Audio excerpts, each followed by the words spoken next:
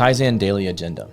So by the end of this video, you'll be familiar with a Kaizen Daily Agenda. You'll understand the importance of an agenda, and you'll be familiar with team engagement. To show you the agenda, I think it's best to just show you kind of like the layout that I use using Miro. So let's jump over to Miro really quickly. So here we are in Miro, and this is sort of and I mean, obviously I'm zoomed out here because you can't really see anything, but what I really want you to see are the blue bars at the top here. We have the current state, measure CS, which is basically measure the current state, analyze the cause, test solutions, and standardize and sustain. Why is this important? Well, this is kind of related to like a DMAIC. And so DMAIC, if you're not familiar with that, is define, measure, analyze, improve, and control. And this fundamentally is like define, measure, analyze, improve, and control. It also relates to PDCA. So for example, you have current state and measure current state. That's part of the planning phase. Do might be analyze, and test solutions is check, right? You're checking to see if it works. And then next action might fall under standardize and sustain. And why do I go over this and tell you why does it relate to all of these other methodologies out there? Well, it's because it's just another way, right? It's another way that we can improve a process. And so I don't want you to get hung up on semantics, but I want you to see how it relates to all of the different methods out there and that, you know, it works. So you have to find a method that works for you. Now, what I've done here is I've created, and you have access to this, it'll be in the links down in the description, but you have access to this Miro board. I share it with you. But in each one of these columns is sort of how I like to arrange my boards, my Miro boards, and, you know, either virtually or even if I am doing a face-to-face, it might not fall exactly this neat, but it does kind of flow in this format when we post things on the wall. And right away, I'm going to just kind of come over and zoom into day one here because I want you to see like the agenda. And day one, we always have a kickoff and greetings, obviously. I like to have the leader, the sponsor come in, talk about why it's important to have this event, again, getting that buy-in. We want to go around the room, right? It's sort of an icebreaker and talk about how long we've been in the company, something that we enjoy doing in our free time. And this sort of builds relationships on day one. And then we go over ground rules, right? Make sure you're in the team, you're on the team. You're not, you know, what I like to call doing the whole seagull act, where you come in, kind of fly in, go down, get a few pieces of content or find out where the team is, maybe talk about what we should be doing or sort of inject your thoughts, and then you fly out, right? You move out, you go out of the room, and you come back maybe the next day. We don't want team members like that. We want team members that are going to be in the room, that are going to be supporting the team. So make sure we go over the ground rules, moods, and attitudes. So here we're talking about how's the team doing? And every day I like to do this on day one. Here you can see I've got this little chart down here, basically having these different emojis and that relate to these words like surprise, ready, tired, under the weather, flustered, curious, happy, nervous. All of these relate to different moods and attitudes. I call these moods and attitudes. And so what I had the team do without any names, because I don't want to know their names, I don't want to know any of that.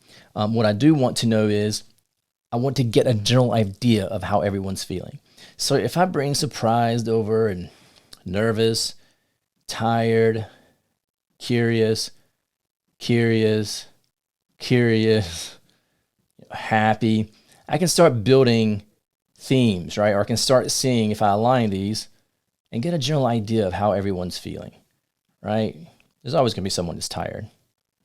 And we got that cool person in the room that's always ready, and curious, folks that are curious, and we always got that scared individual. So right away, we can see that most people are happy and curious, right? And so this just gives you an idea of where everybody is so you can adjust as a facilitator.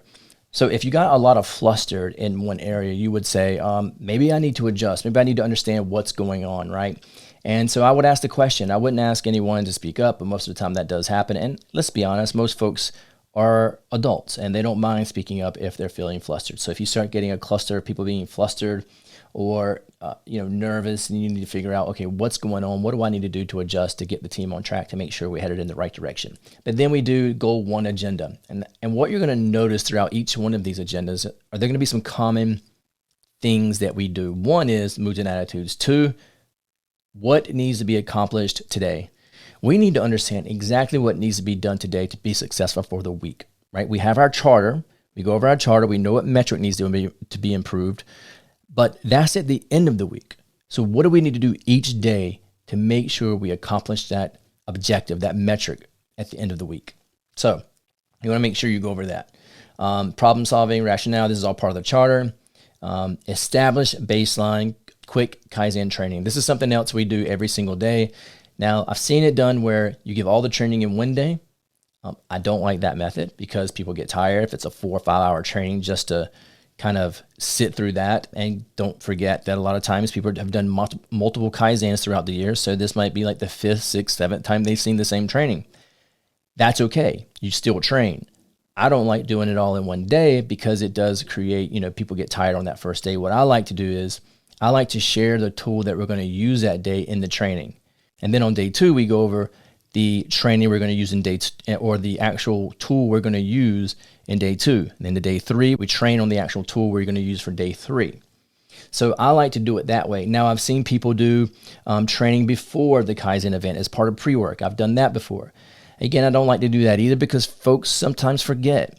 I like using the training time, which is only about 30 minutes to an hour each day, to train on the tool we're going to use for that day. It gets everybody grounded. It gets everybody on the same level so that everybody knows what tool we're going to use and they get the same training, and then we can move forward. And then, of course, we got to go to Gemba. So I really wanted you to kind of see, and again, you have this in your download, so I'm not going to go through every single day. I just want you to be familiar with a general agenda and the key things that are really important in those agendas. 1, we want the training. We want to definitely go over the training for that day's activities. We want to understand the goals we need to accomplish that day so that we win at the end of the week. We want to understand the moods and attitudes of everyone in the room so we understand, where everybody is sitting emotionally.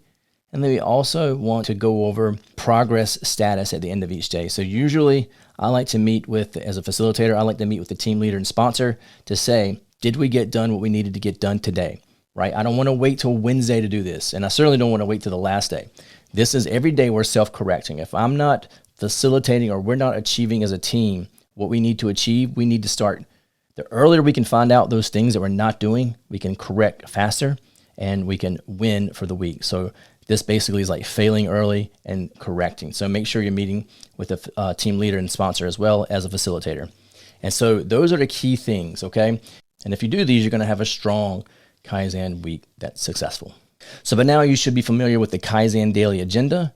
You should understand the importance of an agenda, right? It keeps us on track. And you should be familiar with team engagement, understanding how to engage a team through those moods and attitudes.